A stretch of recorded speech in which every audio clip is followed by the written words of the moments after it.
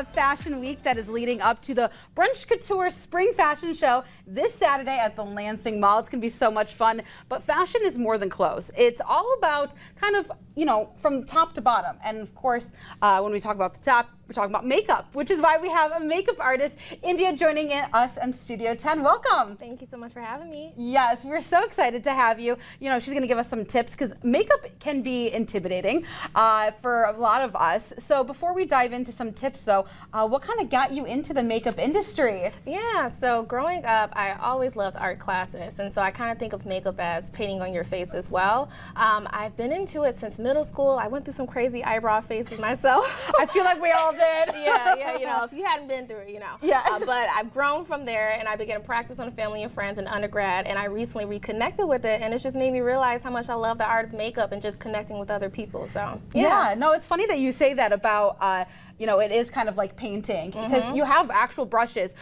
So before we get into what you'll be doing on me today, real quickly, tell us a little bit about what you're going to be doing for the fashion show this Saturday. Okay, so I'm super excited because we have a Spring in Miami thing going on for the fashion show, and basically everyone is going to be in bright, bold, colorful colors, and I'm so excited to make their eyeshadows super, super stand out and bold with the look. So I'm going to be behind the scenes, making sure that they are facing camera ready for the fashion show. Ooh, we're excited for you. Miami just makes you think of like that warm weather and that bright colors. That will be perfect.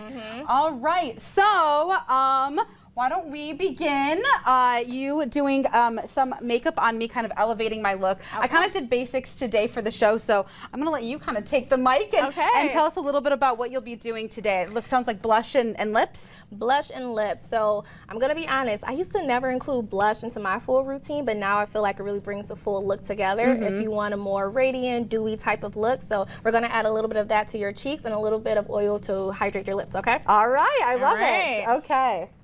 All right.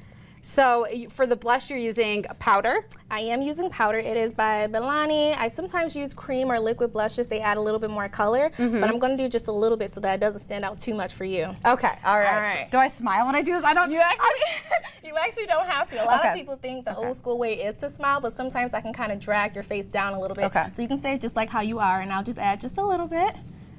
And see, it's already adding a little bit of pink and red to it. Yes. Oh, I'm trying not to smile. I'm so serious. It's okay.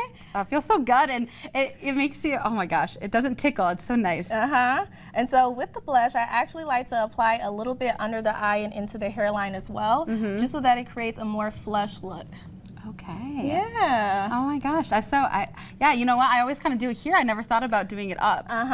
Just kind of, and you're right, blush is becoming more and more of a thing because we're seeing more of that natural makeup kind of become more and more of a trend. Definitely. And so it adds a little bit of shine, a little bit of red or pink to you, which is perfect because you don't want to look too dull. So can't be dull on dull. TV. All right, so you said we're going to get into the lips. Yes. So we'll do that during the commercial break, and then when we come back, we'll show you the finished product and give you more tips. So stick around for that.